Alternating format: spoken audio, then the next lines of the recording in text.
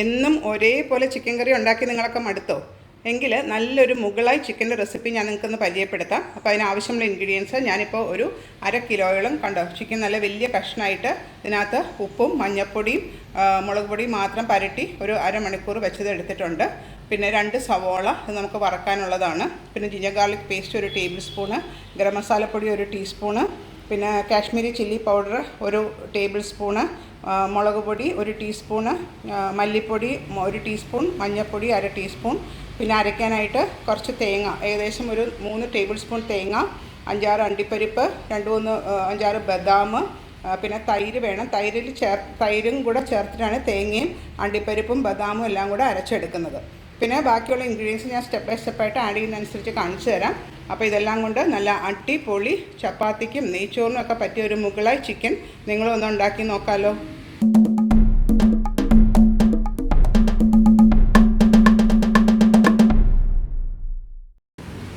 ഇപ്പം മുഗളായി ചിക്കൻ്റെ ഫസ്റ്റ് സ്റ്റെപ്പായിട്ട് ഞാൻ ഒരു 1/2 കപ്പ് ഓയിൽ ചൂടാക്കാൻ വെച്ചിട്ടുണ്ട്. അതിനകത്തോട്ട് നമുക്ക് ഒരു ഇച്ചിരി സവാള ആഡ് ചെയ്ത് നോക്കാം മൂത്തിട്ടുണ്ടോ. യെസ്, മൂത്തിട്ടുണ്ട്.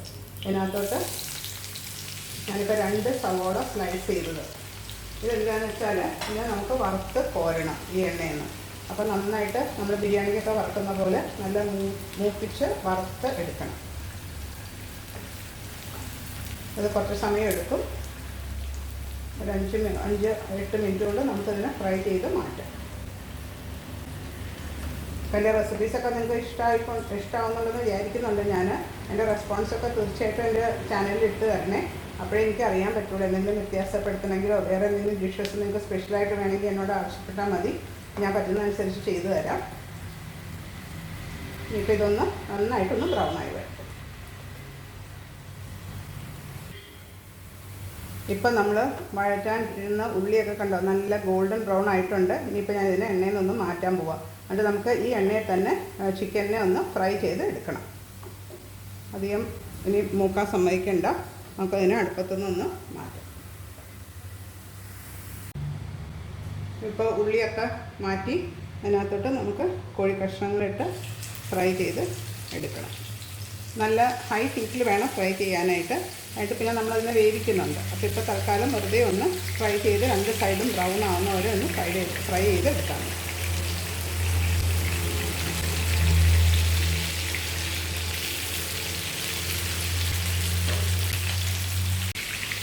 ഒരു സൈഡൊന്ന് ബ്രൗൺ ആയിട്ടുണ്ടാവും. കണ്ടോ നല്ല ബ്രൗൺ ആയിട്ടുണ്ട്. ഈ ഒരു കളർ വരുത്തിയാൽ മാത്രം മതി. അപ്പോൾ ചിക്കൻ മുഗളയുടെ ടേസ്റ്റ് ഇപ്പോൾ ഇതിനകത്ത് കുറച്ചൊന്ന് ചിക്കൻ കുക്കായിട്ടുമുണ്ട്. അതിൻ്റെ ജ്യൂസസൊക്കെ അതിനകത്ത് സീലായിട്ടുമുണ്ട്. അതിന് വേണ്ടിയിട്ടാണ് നമ്മളിതിനെ ഫ്രൈ ചെയ്തെടുക്കുന്നത്. അപ്പം അത് നല്ല സോഫ്റ്റ് ആയിട്ടിരിക്കും ഇങ്ങനെ നമ്മൾ ചിക്കൻ ഫ്രൈ ചെയ്തിട്ട് കറി ഉണ്ടാക്കുകയാണെങ്കിൽ. അതാണ് അതിൻ്റെ ഒരു പ്രത്യേകത. ഈ സൈഡും കൂടെ ഇതുപോലെ ഒന്ന് നല്ല ബ്രൗൺ ആയി കഴിഞ്ഞ് കഴിയുമ്പോൾ ഞാനിതിനെ അടുപ്പത്തൊന്ന് മാറ്റാം. അത് കഴിഞ്ഞ് അടുത്ത സ്റ്റെപ്പ് എന്താണെന്നുള്ളത് കാണിച്ചു തരാം. ഇപ്പോൾ ഞാൻ വേറൊരു കടായി അടുപ്പത്ത് വെച്ചിട്ടുണ്ട്. ആ സെയിം നമ്മൾ ചിക്കനും ഉള്ളിയൊക്കെ വറുത്ത സെയിം ഓയിൽ തന്നെയാണ് ഞാൻ യൂസ് ചെയ്തേക്കുന്നത്. അതിനകത്തോട്ട് നമുക്ക് ഈ ഇഞ്ചി വെളുത്തുള്ളി പേസ്റ്റും ഗരം മസാലപ്പൊടി ഒന്ന് നന്നായിട്ട് വഴറ്റിയെടുക്കാം. അതിൻ്റെ പച്ചച്ചവയൊക്കെ ഒന്ന് മാറി കിട്ടണം. ഇത് കുറച്ചൊരു റിച്ച് കറിയാണ്. അതായത് നമ്മളിതിനകത്ത് തൈരും പിന്നെ അവസാനം ക്രീമും ഒക്കെ ആഡ് ചെയ്യുന്നുണ്ട്. കുറച്ചൊരു റിച്ച് ഡിഷാണ്. മുഗളായി അല്ലേ, മുഗളായി പണ്ടത്തെ മുഗൾ രാജാക്കന്മാരുടെ കൊട്ടാരങ്ങളിൽ ഉണ്ടാക്കിയിരുന്ന ഒരു കറിയാണ്. അപ്പോൾ അതിൻ്റേതായ റിച്ച്നെസ് ഈ കറിക്ക് ഉണ്ടാവും. നന്നായിട്ടൊന്ന് മൂത്ത് വരട്ടെ.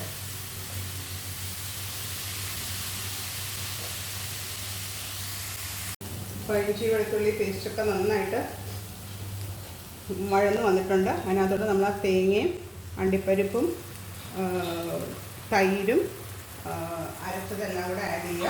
അതിൻ്റെ കൂടെ തന്നെ നമുക്ക് വറുത്ത് വെച്ച ചിക്കനും കൂടെ ഒന്ന് ഇട്ട് കൊടുക്കാം. അതിൻ്റെ ആ ജ്യൂസ് കൂടെ ഇട്ട് കൊടുക്കാം. എന്നിട്ട് നന്നായിട്ട് മിക്സ് ചെയ്ത് യോജിപ്പിക്കുക. ഇനി ഇതിൻ്റെ കൂടെ തന്നെ നമ്മൾ പൊടികളൊക്കെ ഉണ്ടല്ലോ, മുളക് പൊടി, മല്ലിപ്പൊടി, മഞ്ഞൾപ്പൊടിയൊക്കെ അത് ഞാനൊന്ന് കുതിർത്ത് വെച്ചിട്ടുണ്ട്. അതൊന്നും വഴറ്റണ്ട. നമുക്കിങ്ങനെ തന്നെ ഇതിനകത്തോട്ട് ആഡ് ചെയ്യാം. പിന്നെ ഈ പാത്രങ്ങളൊക്കെ കഴുകി കുറച്ച് വെള്ളം ഒഴിക്കണം. നമ്മൾ നട്ട്സൊക്കെ അരച്ച് ചേർത്തേക്കുന്നതുകൊണ്ട് ചെറിയ തീയിലിട്ട് ഇത് കുക്ക് ചെയ്തെടുക്കാൻ പറ്റുള്ളൂ. ഒത്തിരി ഹൈ ഹീറ്റിലിടരുത്, അതൊന്നും എല്ലാവരും ശ്രദ്ധിക്കണം. ഞാനെല്ലാം കൂടെ മിക്സ് ചെയ്ത് കഴുകി വെള്ളവും കൂടെ ഒഴിച്ചിട്ട് എങ്ങനെയാണ് കറി ഇരിക്കുന്നതെന്നുള്ളത് കാണിച്ചു തരാം, അതിൻ്റെ തിക്നെസ്. ഓക്കെ, എന്നിട്ട് ഈ ഗ്രേവി കിടന്നിട്ട് നമുക്ക് ചിക്കനെ ഒന്ന് വേവിച്ചെടുക്കണം. അപ്പോൾ ഞാൻ കഴുകി എല്ലാ ജ്യൂസും എല്ലാം ഇതിനകത്തോട്ട് ആഡ് ചെയ്തു. ഇനി ഇതിനെ നന്നായിട്ട് മിക്സ് ചെയ്യാം. കുറച്ച് ഗ്രേവി വേണം ഇതിന്, എന്നിട്ട് വേണം നമ്മൾ ചിക്കൻ ഇതിനെ വേവിച്ച് എടുക്കാനായിട്ട്. ഇത് നന്നായിട്ട് തിളച്ച് കഴിയുമ്പോൾ തീ കുറച്ചിട്ടിട്ട് നമുക്ക് ചിക്കനെ കുക്ക് ചെയ്ത് എടുക്കാം. അതിനിപ്പോൾ ഒന്ന് മൂടി വെച്ച് വേവിക്കാം.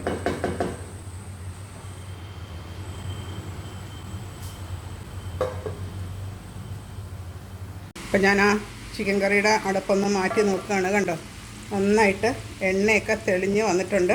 ഇനി നമുക്ക് ഇതിനകത്തോട്ട് 2-3 ഇൻഗ്രീഡിയൻസും കൂടെ ആഡ് ചെയ്യാനുണ്ട്. അതായത് നമ്മൾ വറുത്ത് വെച്ച ഓണിയൻ,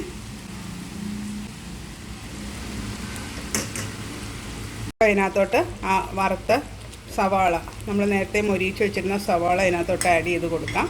എന്നിട്ട് നന്നായിട്ട് യോജിപ്പിക്കാം. എന്നിട്ട് ഈ സവാളയിലും കിടന്നൊന്ന് വേവണം. ഒന്നും കൂടെ നമുക്ക് മൂടി വെച്ചിട്ട് വേവിച്ച് എടുക്കണം.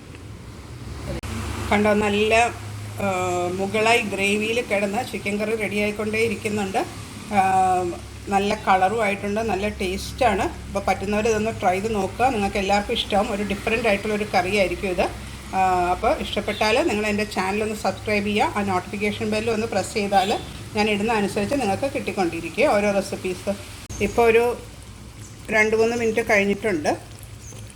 ഇനി ഇതിനകത്തോട്ട് ഫ്രഷ് ക്രീം, ഏകദേശം ഒരു 1/2 കപ്പ് ഫ്രഷ് ക്രീമും കൂടെ ആഡ് ചെയ്യുക. എന്നിട്ട് നന്നായിട്ട് ഇളക്കി യോജിപ്പിക്കാം. ഇപ്പോൾ ഓൾമോസ്റ്റ് നമ്മുടെ കറി റെഡിയായി. ഇനി എൻ്റെ മുകളിൽ മല്ലിയിലയും കൂടെ ഇട്ട് എടുത്താൽ നല്ല ചിക്കൻ മുഗളായി, നല്ല റോട്ടിയുടെയും പൊറോട്ടയുടെയും നാൻ്റെയും അല്ലെങ്കിൽ റൈസിൻ്റെയും കൂടെയൊക്കെ കഴിക്കാൻ പറ്റുന്ന ചിക്കൻ മുഗളായി റെഡി ആയിട്ടുണ്ട്. ഇത് ഞാൻ പറഞ്ഞല്ലോ കുറച്ച് റിച്ച് കറിയാണ്. അപ്പോൾ ആവശ്യത്തിനനുസരിച്ച് ഓയിൽ കുറവ് വേണ്ടവർക്ക് അത്രയും കുറച്ച് ഓയിൽ ആഡ് ചെയ്താൽ മതി. ഓൾമോസ്റ്റ് നമ്മുടെ കറി റെഡിയായി. ഫൈനലായിട്ടുള്ള മല്ലിയിലയും കൂടെ അതിൻ്റെ മുകളിലൊന്ന് ഇട്ട് കൊടുക്കുക. ആഹാ, ഓറഞ്ച് കളറിൻ്റെ കൂടെ മല്ലിയിലയും ക്രീമും എല്ലാം കൂടെ വരുമ്പോൾ നല്ലൊരു ഭംഗിയായിട്ടുള്ളൊരു കറിയായി. ഇനി ഞാൻ സെർവ് ചെയ്യുന്നതും കൂടെ കാണിച്ചു തരാം.